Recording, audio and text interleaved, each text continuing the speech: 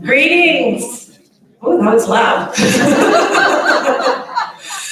And to all who have gathered here today and those who are joining us on YouTube, welcome to the Unitarian Universalist Church of Roanoke. I'm Anna Tulu-Orr. I'm your worship associate this morning.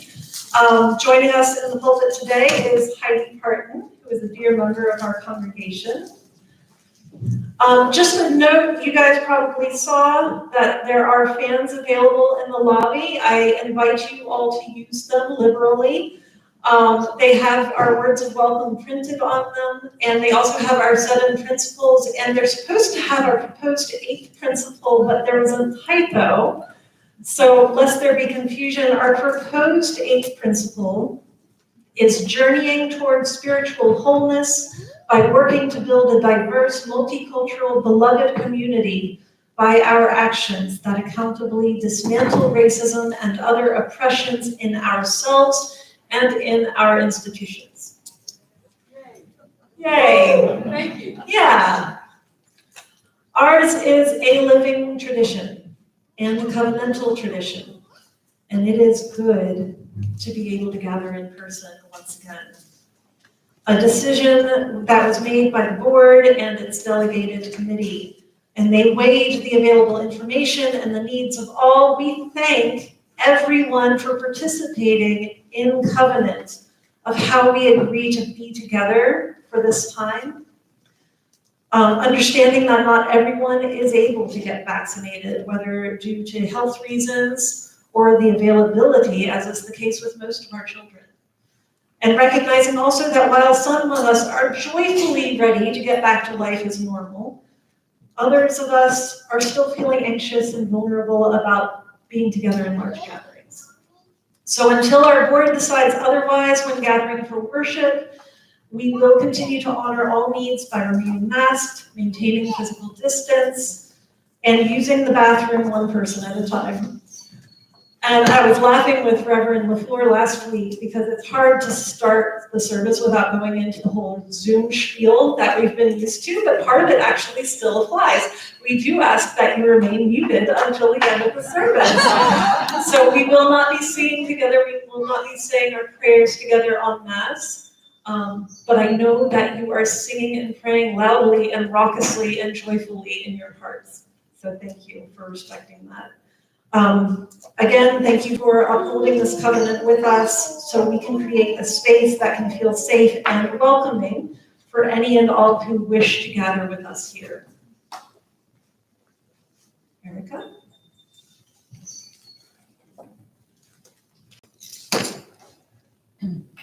Morning.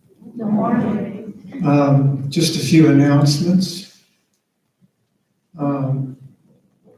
Anna would like to ask you all the question, what delights you? For summer worship, we are putting together a community poem celebrating those moments of unexpected, breathtaking delight. Please send 1 or 2 lines to Anna Tulu-Orr, right there, by July 4th, that's next Sunday. Her information is in the church directory, or you can share in the thread in the UUCR Connects group Facebook page. And then, now that we're back to in-person services, yay, UUCR is in need of more ushers. And Alice Davis, are you in the house? She is the one to contact about that. And finally, thank you all who have made their pledge to support another year of UUCR programs, fellowship, social action, and ministry. As of yesterday, we have 112 pledges with a commitment of $204,275, which sounds great. That's a lot of money. However, this means we are still almost $21,000 short and 33 pledges short of our goal. And that's to fund our basic operational budget. Any pledge, big or small, will be most appreciated. We had hoped to and would love to meet our goal by the end of this fiscal year, which is 3 days from now. So please think about pledging. And you can do that on the UUCR website by clicking on the Generosity Campaign button or tab, or just talk to any board member. Thank you.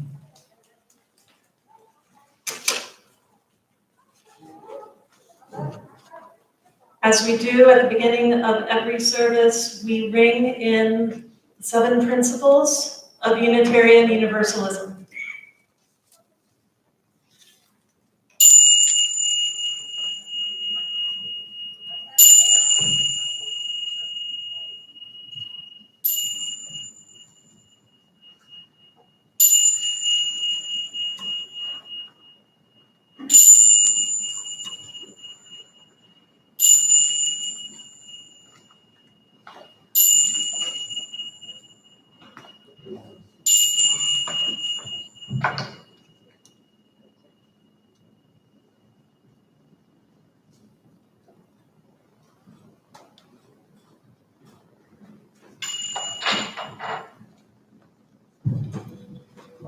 Good morning. It's a new day. A new week lies ahead of us, and we're once again gathered in this sacred healing place. The past year has been challenging in many different ways for all of us. And as we begin to emerge from our shared and personal struggles, we may be asking ourselves, what do I do now? I don't know the answers to that question, which will be different for each one of us. But I do know that we can come here and consider it together in community, drawing from and lending strength to each other as we find our answers for ourselves.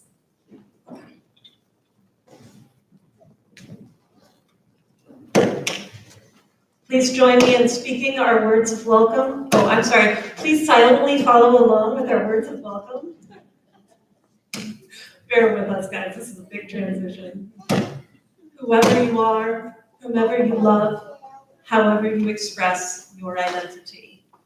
Whatever your situation in life, whatever your experience of the holy, as you come seeking love, your presence here is a gift. Whether you are filled with sadness, overflowing with joy, needing to be alone with yourself, or eager to engage with others, all who welcome all are welcome here. This morning finds many of us on the brink of a journey. And as a congregation, we're stepping both cautiously and joyfully onto the path of congregating in person once more. There is much that we do not know about the road ahead, that what pitfalls or promontories might lie in our path. But we are joyful nonetheless because we are setting out in good company. We're together. And we light the chalice this morning to illuminate our way through the unknown and to remind us of our promises to one another and of our commitment to carry the beacon of our lived principles into the world. In the light we now kindle, inspire our eyes to universe, to heal and not to harm, to help and not to hinder, to rise and not to curse, to serve you, O Spirit of life.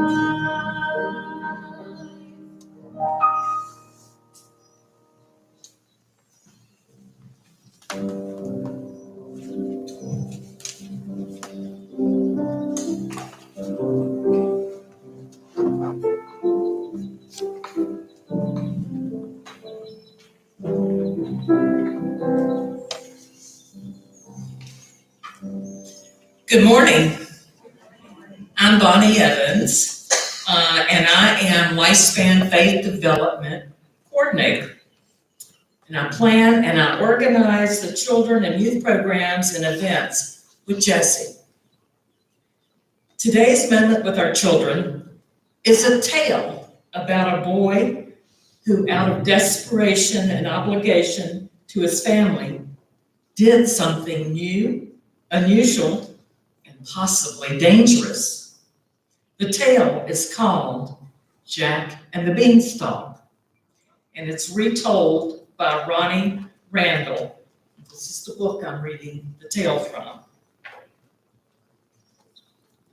Once there was a boy named Jack who lived with his mother.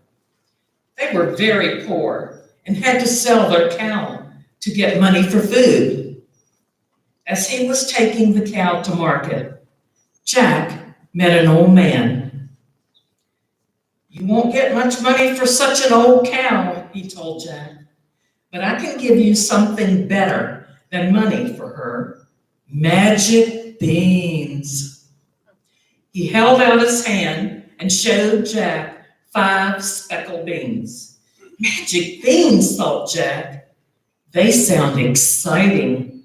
He gave the old man the cow and took the beans, thanking the man politely. Then he went home to his mother. Jack's mother was extremely cross. "Silly boy," she shouted. "Thanks to you, we have no cow and no money." She threw the beans out of the window and sent Jack straight to bed. The next morning, Jack was astonished when he looked out the window. A giant beanstalk had sprung up while he was sleeping, and it stretched up to the sky. Jack ran outside and began to climb the beanstalk. Up and up he went, higher and higher, till he reached the top. There he found a road which led to a big house. Jack's tummy was rumbling with hunger, so he knocked on the large wooden door. A giant woman answered. She looked kind, and Jack asked if she would give him some breakfast. "You will be breakfast if my husband finds you," she told Jack. "He's much bigger than me, and he eats children." But Jack begged and pleaded, and at last the woman let him in. She gave him some bread and milk and hid him in a cupboard. Soon Jack heard loud footsteps and felt the cupboard shake. The giant man was coming. Jack heard him roar, "Speak my false song. I speak quite of an English monk." "Don't be so silly," the giant's wife said. "You smell the sausages I've cooked for your breakfast. Now sit down and eat." After wolfing down 3 plates of sausages, the giant asked his wife to bring him his gold. She brought 2 big sacks filled with gold coins, which the giant began to count. There are some in here.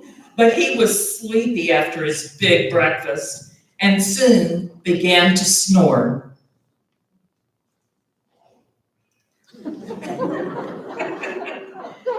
Jack crept out of the cupboard and grabbed one of the sacks. Then he rushed out of the house, along the road, and straight down the beanstalk. Jack's mother was overjoyed to see him, and she was even happier when she saw the gold. They lived well while the money lasted, but after a year, it had all been spent. Once again, Jack and his mother had nothing to eat. "Don't worry, Mother," said Jack. "I'll just go back up the beanstalk to the giant's house." And so he did. Just as before, Jack knocked on the door and begged the giant's wife for something to eat. "Go away," she told him. "The last time you were here, a sack of gold disappeared. My husband was really cross. But once again, Jack begged and pleaded, and at last she let him in. She gave him some bread and milk and hid him in the cupboard. Soon the giant stomped in, bellowing, Big five, gold fun. I smell the blood of an Englishman. "Nonsense," said the giant's wife. "You smell the yummy soup that I've made for your lunch." Peeping through a crack in the cupboard door, Jack saw the giant slurp down a big barrel full of soup and heard him tell his wife, "Bring me my hen." She put a fat red hen on the table, and the giant shouted, "Lay!" Big five, gold fun. I smell the blood of an Englishman.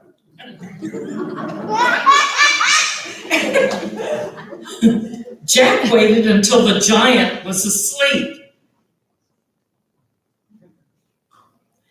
Then he jumped out and snatched the hen. Fast as lightning, he dashed out of the house, along the road and down the beanstalk. By the way, the hen laid a golden egg. Jack and his mother lived very well on the money they made from the hen's golden eggs. But Jack wanted to climb the beanstalk one last time. He knew the giant's wife would not let him in again, so when she wasn't looking, he sneaked into the house and crawled into the cupboard. Before long, the giant came crashing in.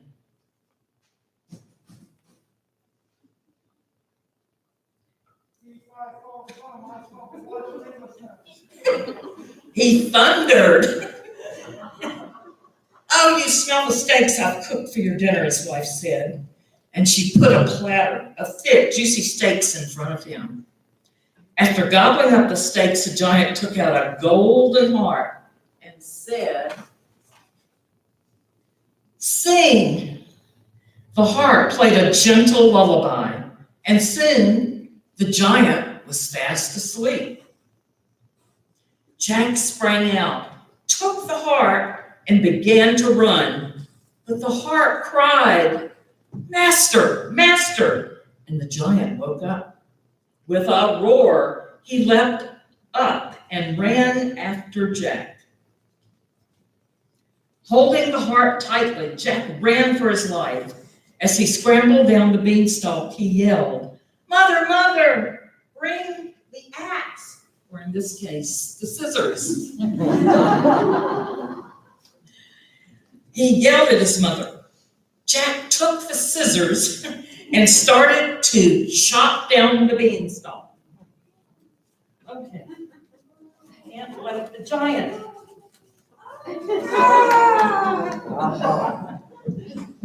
Saved. The giant quickly climbed back up to the top before it snapped in two. That was the last time Jack saw him. With the hen and the harp, Jack and his mother were able to live happily ever after. And they were never hungry again. What a cautionary tale. Real quick, I want to give credit for this little production here. The sound effects of the giant, Michael Adams. Michael, come on out.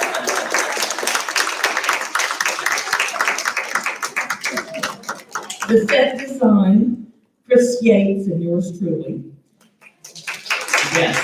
Set construction, Chris Yates, with assists from Linda Wallace. And at the end of the service, I want you to take your own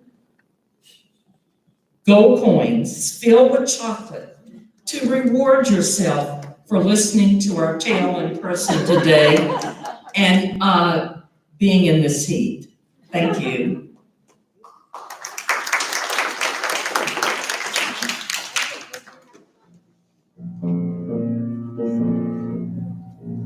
This is one we used to sing a lot together. Thank you for that. We are going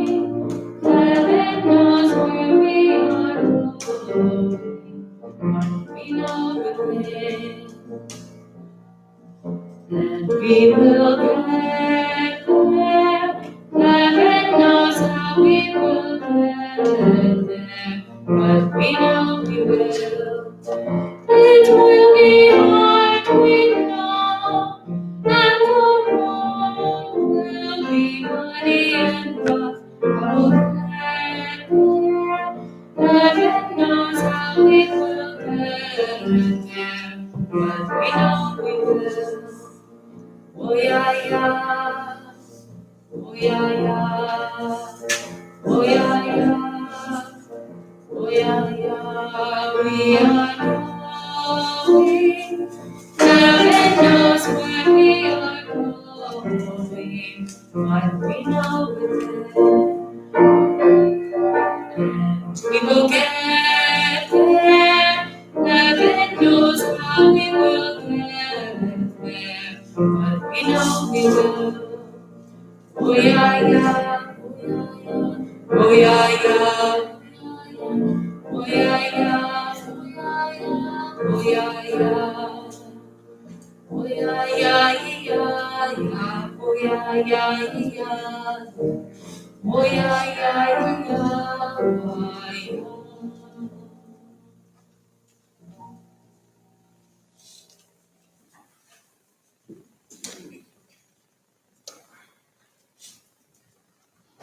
Our reading this morning is from The Power of Myth by Joseph Campbell in conversation with Bill Moyers. I like the idea that it's not the destination that counts, it's the journey. As Carl Fried Graf Durkheim says, when you're on a journey and the end keeps getting further and further away, then you realize that the real end is the journey. The Navajo have that wonderful image of what they call the pollen path. Pollen is the light source. The pollen path is the path to the center. The Navajo say, oh, beauty before me, beauty behind me, beauty to the right of me, beauty to the left of me, beauty above me, beauty below me. I'm on the pollen path. Eden is. The kingdom is spread upon the earth and men do not see it. Eden is in this pain and suffering and death and violence in this world. That's the way it feels. But this is it. This is Eden. When you see the kingdom spread upon the earth, the old way of living in the world is annihilated. That is the end of the world. The end of the world is not an event to come. It is an event of psychological transformation, of visionary transformation. You see not the world of solid things, but a world of radiance. Blessed be.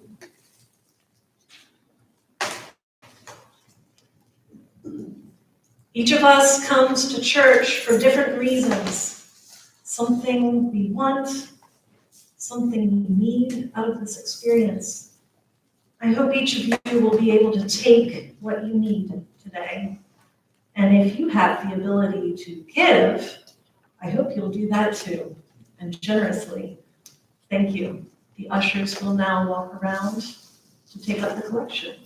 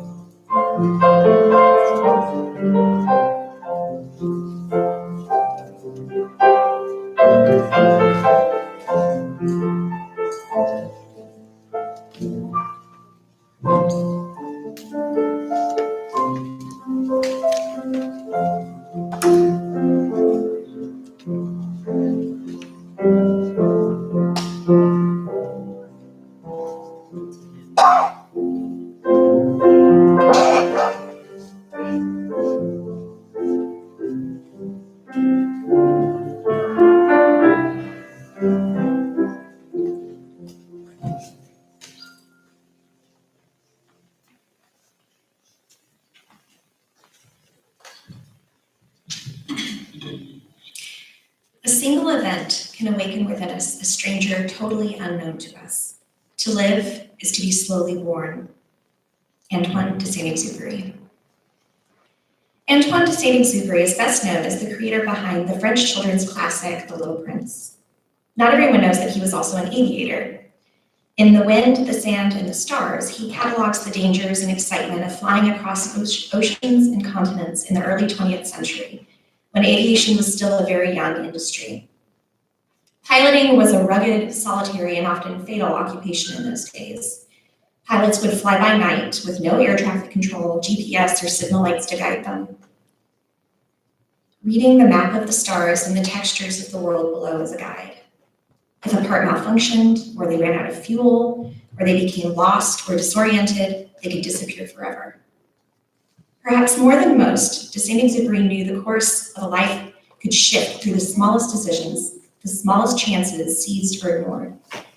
The weight of these decisions can be frightening when we think of it, but it can also be cathartic, healing, and enriching.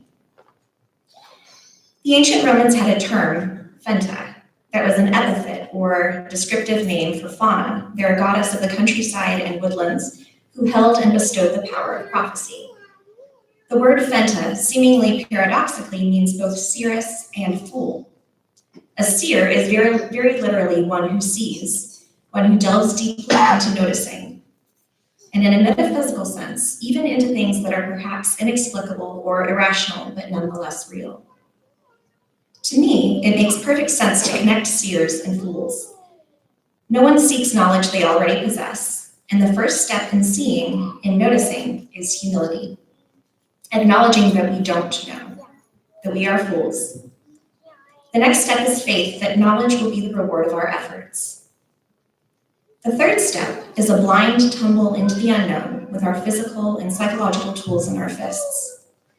This is why the fool in tarot is often seen at the edge of a precipice, one foot lifted, eyes gazing not at the drop, but at something else, the thing desired, or the method leading into the madness. They embody the desire to pursue knowledge, to invest time and energy and take risks for that knowledge. The Fool is the first card in the trump cards of a tarot deck. It's numbered 0, the beginning place, before the adventure. The card embodies childlike innocence, the zest for life and new experiences and adventure. The Fool often carries a stick over their shoulder with a sack at the end and a barking dog at their heel, either in joyful excitement over the journey ahead or a warning to keep away from the edges of cliffs. This card symbolizes the tension of innocence, the courage to go forth into something unknown and untried, but also the need for caution. If we aren't careful, we can fall. We need to be wary of ourselves and the world around us. We need to stay focused on our goals and not lose ourselves in distractions along the way. This can feel intimidating, and the fear of falling, of failure, is too often the reason for not making the journey at all. It reminds me of the Brothers Grimm tale, The Fool Who Set Out to Learn What Fear Was. The hero of the story is described as a simpleton. He is in fact so simple that he doesn't even know enough to be afraid. His father chides him in the beginning for wanting so badly to know fear. It's not useful, he says. It won't earn him a living. We're often discouraged out of our passions in this way, sometimes by other people, and sometimes by other parts of ourselves. We're taught to curb our curiosity if it doesn't earn us a material benefit. We're taught to mistrust and doubt ourselves. We crave knowledge of all kinds. Knowledge enables us to survive and flourish. Knowing means security. We are biologically conditioned to be afraid of, or at least very uncomfortable with uncertainty, the unknown, the unfamiliar. These things make us feel insecure, as if we're brushing death itself just by coming to the edges where light meets shadow. But the unknown, the shadows of our wisdom, are nutritive places that feed us in their own way. Knowledge and ignorance are like other polar concepts, life and death, order and chaos, in that they are not really opposed, not at their essence. They are symbiotic, each feeds the other. Our perception of our own ignorance spurs our pursuit of knowledge, and the more knowledge we acquire, the more we become aware of all that we don't know. Together, these two states constitute a never-ending cycle for those of us concerned with them. We seekers, wanderers, and seers, each of us a fool who is so simple that we willingly depart from the safety of what we already know so that we can know more. We own our ignorance so that we can conquer it, only to be faced with it again in another form. It's a fool who can't let go of their curiosity despite those voices of reason. In the fairy tale, the fool as hero sets out again to gain this mysterious knowledge fear that he's heard so much about. He comes to a haunted castle where various malignant spirits appear and try to destroy him, and the hero fails again and again to be afraid. But he accomplishes many other incredible things, vanquishing the spirits, rescuing the kingdom, becoming king himself, and in the end, he somewhat finds what he's looking for. The trump cards of the tarot are often viewed as a cycle. We begin with the energy of the fool, encountering the other trump cards as we journey forward: the magician, the priestess, the hierophant, the empress, the emperor, and so on. At the end of the sequence, we reach the world, or the universe. This card represents the part of the fool's journey in which, through various trials, some new knowledge has been gained, and they re-enter their world a little wiser than before. However, as social psychologist and tarot expert Joan Bunning notes, the fool will never stop growing. Soon he will be ready to begin a new journey that will lead him to ever greater levels of understanding. With each revolution, the fool is slowly born. What would we try if we weren't so afraid of failure? What would we dare to dream? What would we bring into this world to make it brighter, more vivid, more full of wonder and gratitude? We need more fools. And the truth is that each of us has a fool inside of us, waiting to make an adventure. Our inner fools give us hope and energy to try, to fail, try again, and change a world that tells us that a single life matters very little, especially if it is economically unproductive. But what if we could bring something into the world that has never been seen before? Some new beauty or a new way of being? What if we were to be foolish enough to try to mold and reshape the world with our own hands, minds, and hearts? Our knowledge will always be dwarfed by the unknown. Yet the wisest fools aren't discouraged by this. They perpetually set out to try, to gain or fail, or a little of both, as they are gradually, step by step, being born.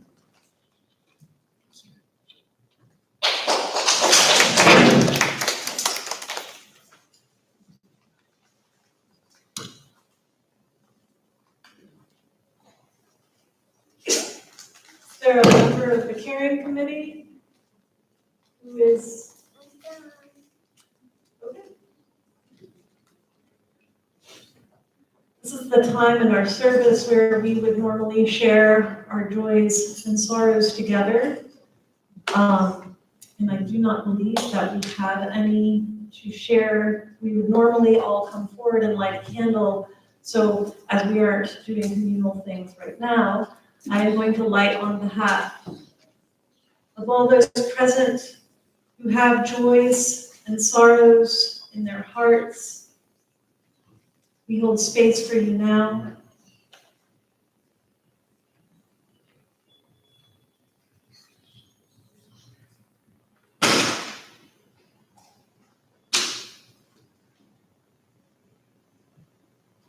And for all those who are not with us today, for all those who were not able to be with us in person, for all those who have left our good company, we light this for you today.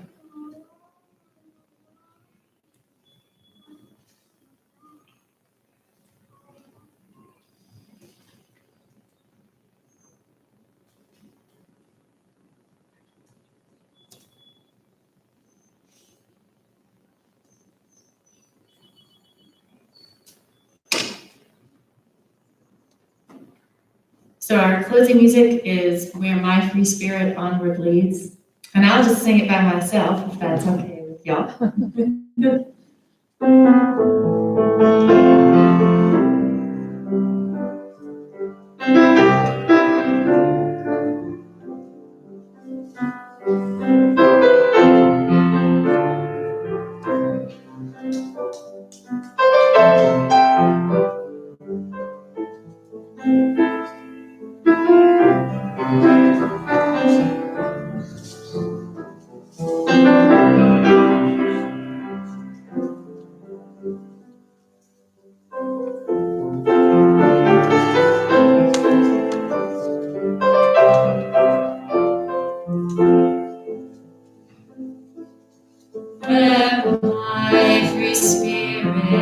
onward leads, well, there shall be my way.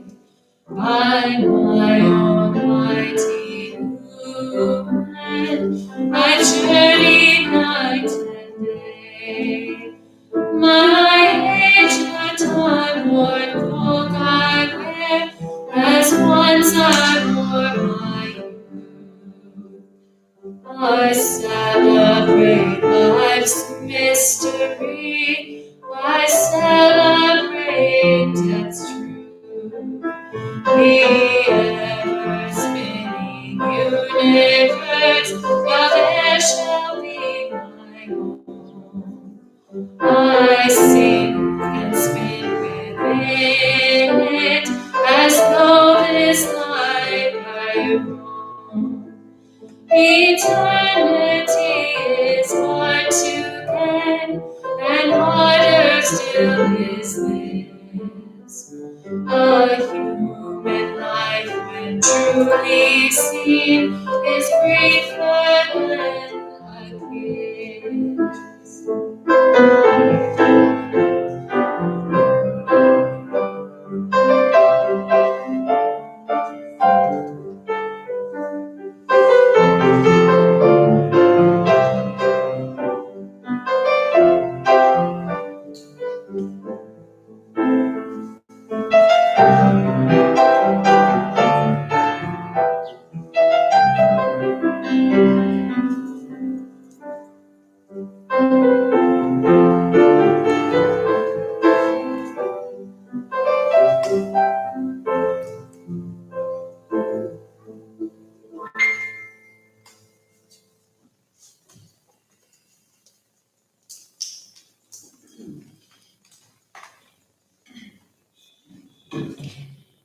When that discouraging voice inside you tells you that it is better not to try than to fail, I hope you'll remember that the world is built and transformed by the actions of fools.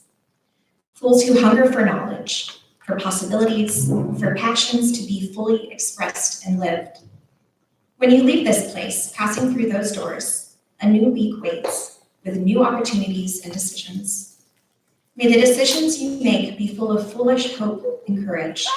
May they carry you through your days as you are slowly born.